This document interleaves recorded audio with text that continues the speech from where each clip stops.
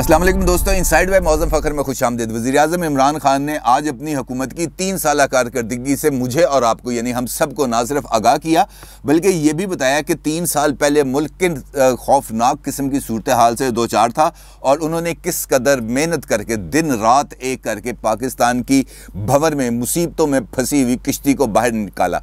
अगरचे 18 अगस्त को उनकी हुकूमत को 3 साल मुकम्मल हुए थे, लेकिन 26 अगस्त को उन्होंने तकरीब रखी है और 26 अगस्त को उन्होंने अपनी 3 साल की कारकर्दगी के बारे में हमें आगाह किया है। अगरचे इसके लिए गुज़िश्ता 2-3 दिन से बहुत ज़्यादा तैयारियां की जा रही थी। मुकम्मल तौर पर जो लोग हैं उनके ज़हनों को तैयार किया जा रहा था कि इमरान खान साहब बहुत अहम ऐलान करेंगे। आज अखबारात भरे हुए हैं इश्तिहारों के साथ। इसके साथ साथ सोशल मीडिया पर भी बहुत ज़्यादा इस बात को फैलाया जा रहा था कि वज़ीर-ए-आज़म आज बहुत अहम ऐलानात करेंगे और यही वजह थी कि आज 2:30 बजे से लेकर इस वक्त तक मैं टीवी के आगे बैठा रहा और इस बात का इंतज़ार करता रहा कि वज़ीर-ए-आज़म साहब अपने खिताब के अंदर कौन कौन से बम फोड़ेंगे और किस तरीके से पता चलेगा कि क्या हुआ। बम तो उन्होंने फोड़े, लेकिन जो बम उन्होंने फोड़े हैं वो मैं आपको आगाह करता हूं उससे, क्योंकि बहुत सारे बम ऐसे हैं जो शायद आपकी नज़र से नहीं गुजरे, क्योंकि आपने उस तकरीब में सिर्फ इमरान खान साहब का खिताब सुना, लेकिन उस तकरीब में क्या क्या हुआ ये मैं आपको बताऊँगा और इससे आपको अंदाज़ा होगा कि ये तकरीब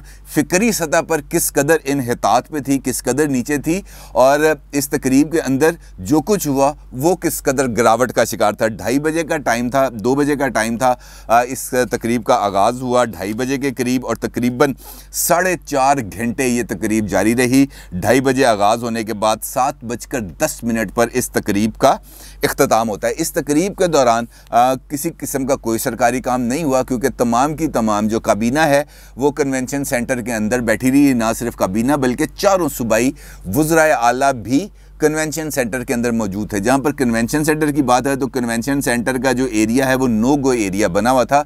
जो लोग इस्लामाबाद को जानते हैं, सरीना होटल से लेकर कन्वेंशन सेंटर और वहाँ से इस्लामाबाद क्लब से कश्मीर हाईवे से लेकर इस्लामाबाद क्लब, ये वो जो एरिया है मुकम्मल तौर पर इसको बंद किया गया था। लोगों को वहाँ पर जाने की मुकम्मल तौर पर आज़ादी नहीं थी और वो लोग जो कन्वेंशन सेंटर के बाहर अपना एहतजाज रिकॉर्ड कराना चाह रहे थे उनको भी मुकम्मल तौर पर कर्फ्यू नाफज करके वहाँ से हटा दिया गया। लिहाजा इमरान खान साहब ने निहायत पुरसुकून माहौल के अंदर अपनी तकरीब की। अगरचे जो लोग इस तकरीब में शिरकत के लिए आ रहे थे वो घंटों धूप में खड़े रहे, ख्वार होते रहे और वो सिर्फ पार्टी के आम वर्कर नहीं थे, उनके अपने MNAs, MPAs, सेनेटर्स, पार्टी ओहदेदार, वो भी इसी पूरी ख्वारी का शिकार होने के बाद इक्वालिटी का उन्होंने मुजाहरा किया सबके साथ, चाहे MPA है चाहे वर्कर है, ख्वार दोनों को किया, अच्छा खासा धूप में किया। और उसके बाद जब वो कन्वेंशन सेंटर में गए तो वहाँ के भी AC जवाब दे गए और लोग पक्खे झलते रहे। वो जो दावतनामे के कार्ड थे उसको पकड़ के झलते रहे ताकि पसीने को खुश्क किया जा सके, क्योंकि इतनी ज़्यादा लंबी तकरीर, इतनी ज़्यादा लंबी तकरीब के अंदर बैठना बहुत ज़्यादा मुश्किल काम था। अगरचे इमरान खान साहब की तकरीर ज़्यादा तवील नहीं थी, लेकिन इस तकरीब को जिस तरीके से ऑर्गेनाइज़ किया गया उसके अंदर बहुत ज़्यादा खामियाँ थी। ये जो मैंने आपको बताया तकरीबन 4.5 घंटे कि ये जो तकरीब थी इसका अगर हम जायज़ा लें तो इसमें से 80% जो वक्त था वो सिर्फ पार्टी तराने बजाने में सर्फ किया गया और पार्टी तराने भी वो वाले बजाए गए जो धरने के दौरान बजाए गए। और इसके साथ साथ जो दूसरा बड़ा सेगमेंट था वो इमरान खान साहब की 22 साला जद्दोजहद को उजागर करने में, यानी कि इमरान खान साहब की इमेज बिल्डिंग में ज़्यादा सर्फ किया गया। लोगों को ये बताया गया कि इमरान खान ने कितनी ज़्यादा स्ट्रगल की है, 22 साल किस तरीके से कदम कदम वो आगे बढ़े और वो इक़्तिदार तक पहुँचे। लेकिन सवाल ये उठता है कि 22 साल की जद्दोजहद का समर तो इमरान खान साहब को मिल गया इक़्तिदार की शक्ल में, यानी कि उनकी जमात इक़्तिदार में आ गई, ना सिर्फ मरकज़ में बल्कि 3 सूबों में, इसके साथ साथ गिलगित बल्तिस्तान में भी और आज़ाद कश्मीर में भी। लिहाजा वो जो जद्दोजहद थी वो बारावर साबित होगी इमरान खान साहब के लिए। लेकिन उस जद्दोजहद का 3 साल की कारकर्दगी पर क्या असर है ये जानना बहुत ज़्यादा ज़रूरी है। इमरान खान साहब ने अपनी तकरीर के अंदर बहुत सारी बातों का जिक्र किया। उन्होंने इस्लाम का दर्स दिया, उन्होंने ये बताया कि नमाज कैसे पढ़ते हैं, नमाज के अंदर हम अल्लाह ताला से क्या मांगते हैं, कौन कौन सी दुआएं मांगते हैं। और उसके बाद उन्होंने कहा कि हम अल्लाह ताला से मांगते हैं कि हमें उन लोगों के रास्तों पर चला जिनको उन्होंने नेमतें बख्शी। बिलाशुबा इसके अंदर कोई दो राय नहीं है और हर मुसलमान भी यही चाहता है। लेकिन जब वो अपनी बात ख़त्म करते हैं और बात का आगाज़ करते हैं तो उस बात के अंदर ही बुनियादी तौर पर एक तजाद है, क्योंकि जैसे ही वो इस बात का इख्तिताम करते हैं उनका अगला जिक्र आ जाता है फिर 22 साल की जद्दोजहद पर, कि मैंने भी बहुत ज़्यादा जद्दोजहद की है, क्योंकि वो लोग जो अल्लाह ताला के प्यारे थे, जिनको अल्लाह ताला ने नेमतों से नवाजा, उनके ऊपर भी बहुत ज़्यादा मुश्किल वक्त आए, लिहाजा मैंने भी बड़ा मुश्किल वक्त गुजारा है 22 साल के दौरान। ऐसे वक्त भी आए जब मुझे लोग साथ छोड़ गए, बल्कि एक वक्त ऐसा भी आया जब मेरे साथ 5-6 लोग रह गए थे और लोगों का ये ख्याल था कि ये पार्टी ख़त्म होगी। लोग बड़ा मजाक उड़ाते थे मेरा, बड़ा हूटिंग करते थे, बड़ा हसद करते थे, लेकिन मैंने अपनी जद्दोजहद जारी रखी। लिहाजा उन्होंने कहा कि वो जो लफ्ज़ मैं बोलता हूँ अमूमन घबराना नहीं है, वो भी इसी वजह से है कि मैं भी 22 साल नहीं घबराया, लिहाजा आप भी ना घबराएं। यानी उन्होंने ये कह दिया कि अगले 22 साल आपने भी घबराना नहीं है। खैर, जो अहम चीज़ें उन्होंने बताई वो तमाम चीज़ें वही हैं जो वो अपने ट्विटर हैंडल के ऊपर मेरे और आपके साथ शेयर करते रहते हैं। यानी तामीराती सेक्टर को हमने खोला और तामीराती सेक्टर पर हमने रिलैक्सेशंस दी, जिसके नतीजे में तामीराती सेक्टर यानी कि कंस्ट्रक्शन सेक्टर ने बहुत ज़्यादा तेज़ी से तरक्की की और सिर्फ सीमेंट की पैदावार में 42% इजाफा हुआ। ज़राअत में 1100 अरब रुपए इजाफी तौर पर दिए गए, जिसके नतीजे में ज़राअत ने बहुत ज़्यादा बेहतर हुआ। और इसके साथ साथ मुल्क के अंदर रिकॉर्ड मोटरसाइकिलें बिकीं, रिकॉर्ड ट्रैक्टर बिके, रिकॉर्ड गाड़ियाँ बिकीं, और जिससे साबित होता है कि लोग अच्छे खासे खुशहाल हो चुके हैं। ये वो बातें हैं जो वो अमूमन अपनी तकारीर में भी करते रहते हैं, अपने ट्विटर पे भी बोलते रहते हैं, लिहाजा इसके अंदर कोई नई बात ऐसी नहीं थी। उनका ये कहना था कि जब हम इक़्तिदार में आए हमारे पास तारीख़ का सबसे बड़ा करंट अकाउंट डेफिसिट था, जो तकरीबन $20 बिलियन पर चला गया था, और उन्होंने कहा कि हम इन 3 साल में इस जो करंट अकाउंट डेफिसिट है इसको $1.8 बिलियन पर लेके आए, लिहाजा ये हमारी एक बहुत बड़ी अचीवमेंट है। इसी तरीके से उन्होंने बताया कि हमारे जो फॉरेन करेंसी रिजर्व्स हैं ये $16.4 बिलियन थे, जो अब $27 बिलियन पर हैं। टैक्स कलेक्शन 3,800 अरब रुपए से बढ़ाकर 4,700 अरब रुपए कर दी गई। तरसीलात ज़र यानी फ़ॉरेन रेमिटेंसेस जो हैं 19.9 बिलियन से 29.4 बिलियन कर दी गई, और इंडस्ट्री में 18% का ग्रोथ देखी गई। बड़ी अच्छी बात है, अगर मुल्क ने इस तरीके से तरक्की की है तो बड़ी अच्छी बात है।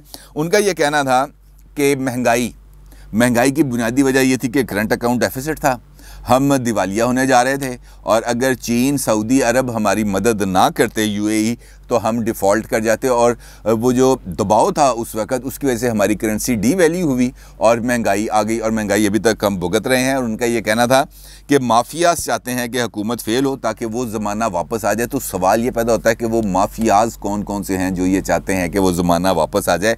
आटा माफिया में कौन कौन है, शुगर माफिया में कौन कौन है, सीमेंट माफिया में कौन कौन है, दवाइयाँ माफियों में कौन कौन है, ये अब सब लोगों को पता है। रिंग रोड माफिया में कौन कौन है, ये सब लोगों को इसकी हकीकत मालूम है, लिहाजा इस पर बात करने की ज़रूरत नहीं। जो अहम बात की उन्होंने कोरोना, उन्होंने कहा जी कोरोना को हमने सबसे अच्छा डील किया है, और वर्ल्ड बैंक ने भी इसकी तारीफ़ की है, इकोनॉमिस्ट ने भी इसकी तारीफ़ की, और दुनिया मान रही है कि कोरोना के हवाले से जो हमारी स्ट्रेटजी है वो सबसे बेहतर रही है। और इसके साथ साथ उन्होंने ये दावा भी ठोक दिया कि वर्ल्ड बैंक की तरफ से पाकिस्तान की तारीफ़ की गई है कि कोरोना फंड्स जितने शफाफ तरीके से पाकिस्तान में डिस्ट्रीब्यूट हुए हैं इससे पहले कभी नहीं हुए, और इस हवाले से भी पाकिस्तान का तीसरा नंबर आता है। और दिलचस्प बात यह है कि आज से ठीक 4 दिन पहले जो इजलास होता है स्टैंडिंग कमेटी का बराए हेल्थ, उसके अंदर वफाकी सेक्रेटरी जो हैं हेल्थ की, वो ये कहती हैं कि जनाब मैं आपको कोरोना फंड की डिटेल्स नहीं बता सकती,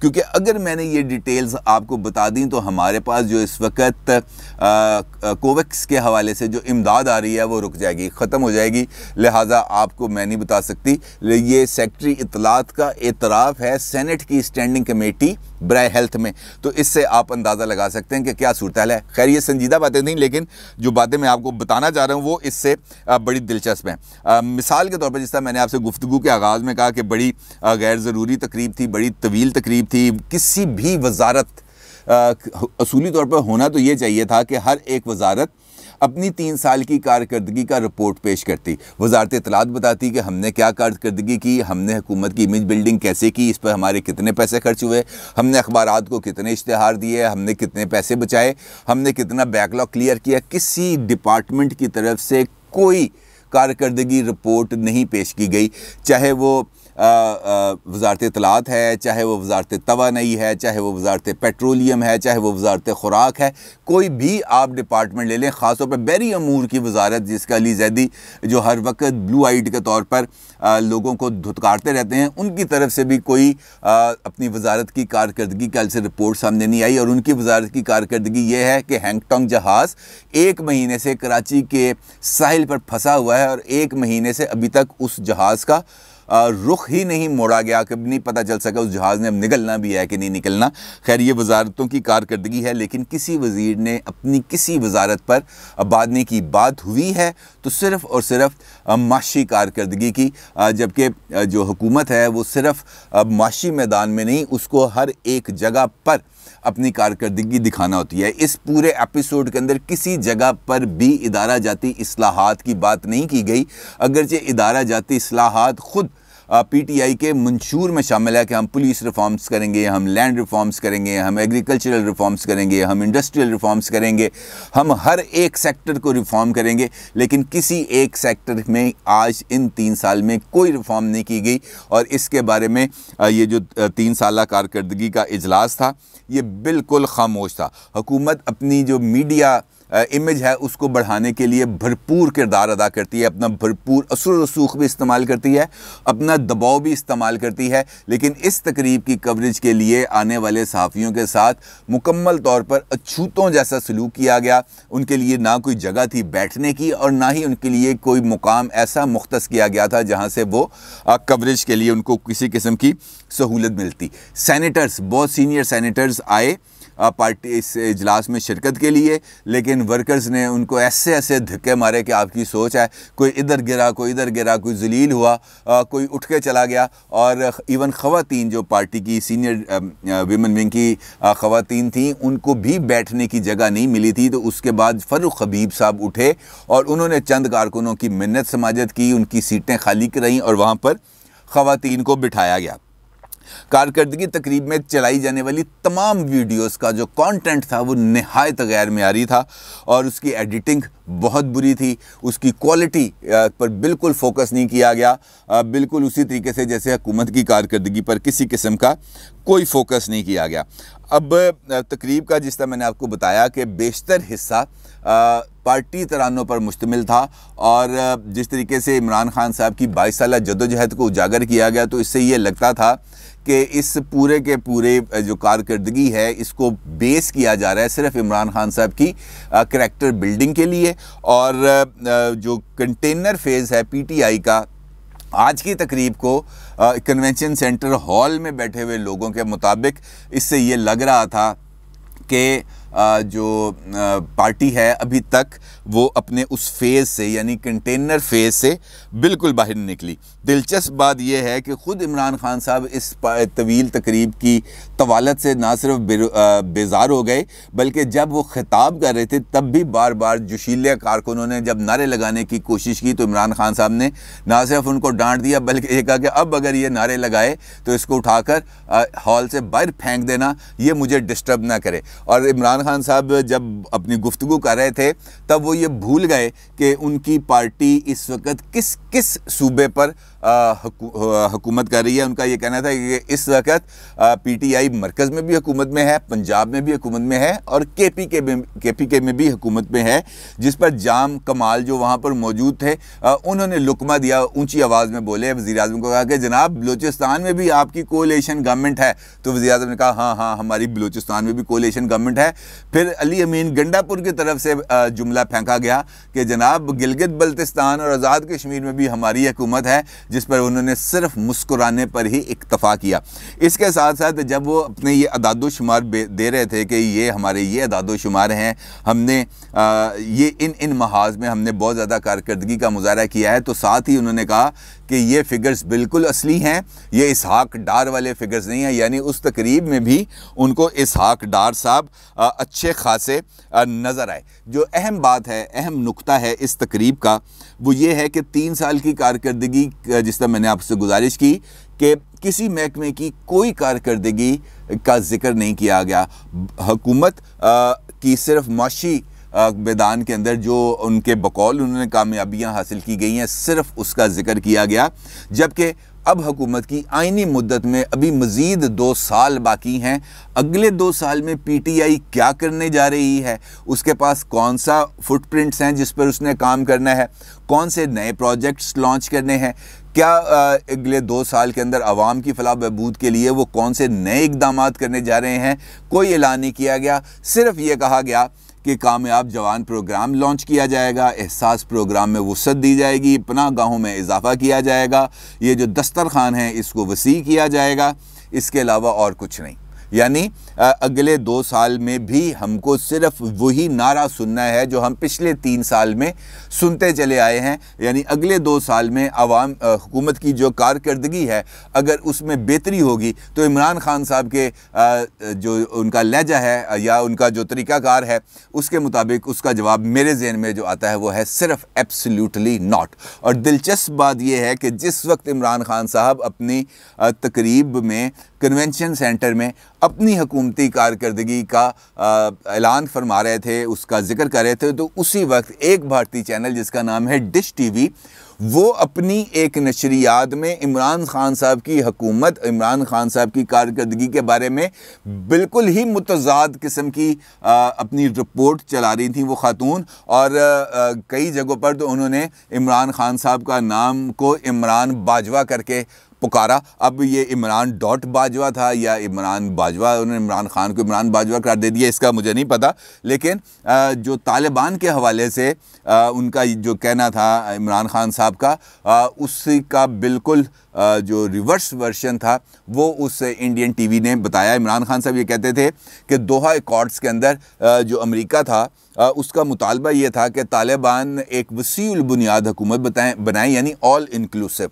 दूसरा उनका मुतालबा ये था कि अफ़गानिस्तान में अमन हो, वहाँ पे खून रेजी ना हो। तीसरा ये था कि सबके साथ यकसन सलूक हो, माफ़ी मिले, किसी को किसी माजी के जुर्म की सज़ा ना मिले, गुनाह की सज़ा ना मिले। और तीसरा ये था कि इंसानी हकूक़ पर अमल दरामद किया जाए। इमरान खान साहब का इस तकरीब में ये कहना था कि अब तालिबान ने जो फ़ैसले किए हैं वो हमारे सामने हैं, यानी वो ऑल इंक्लूसिव गवर्नमेंट बना रहे हैं, यानी वसील बुनियाद हुकूमत बना रहे हैं।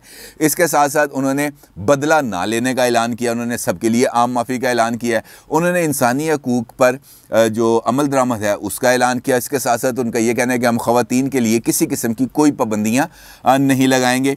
लिहाजा अब दुनिया को उनकी बात पर यकीन करते हुए उनको आगे बढ़ने का मौका देना चाहिए, ना कि ये कहना चाहिए कि जब तक आप ये करके नहीं दिखाएंगे हम आपके साथ ताउन नहीं करेंगे। और इसी बात का भारतीय चैनल में, भारतीय मीडिया में एक दूसरा रुख इसको देने की कोशिश की गई, जो यकीनी तौर पर जिसको मेरा ख्याल है कि इंडियन मीडिया ने अपना जो ट्रेंड है सिर्फ उसी को फॉलो किया है। इसके अलावा उन्होंने और कुछ नहीं, सिर्फ पाकिस्तान का जिक्र करने की कोशिश किया। दूसरा 2-3 पॉइंट्स में जो और रह गए इस तकरीब के अंदर, मैं माज़रत चाहता हूँ, अब दोबारा उसी की तरफ आऊँगा। इमरान खान साहब जिस तरह मैंने आपको बताया भूल गए थे बलूचिस्तान की हुकूमत किसकी थी।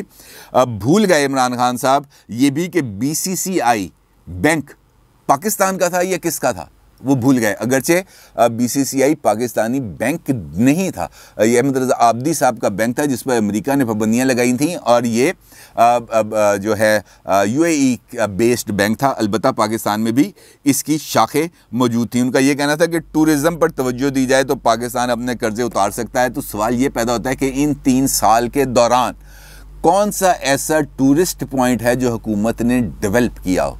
अगर कारकर्दगी है तो कारकर्दगी को नज़र भी आना चाहिए। सिर्फ इल्ज़ाम, दशनाम और धोखे PTI के मंशूर के ये 3 नकात हैं। अपनी राय का ज़रूर इज़हार कीजिएगा। आपका बहुत शुक्रिया। अल्लाह हाफिज़।